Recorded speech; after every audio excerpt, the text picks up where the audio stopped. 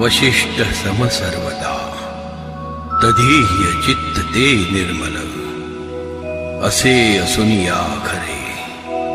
भरी भरी पिसा भासतो तया गुरु गजानन प्रतिसदा गणू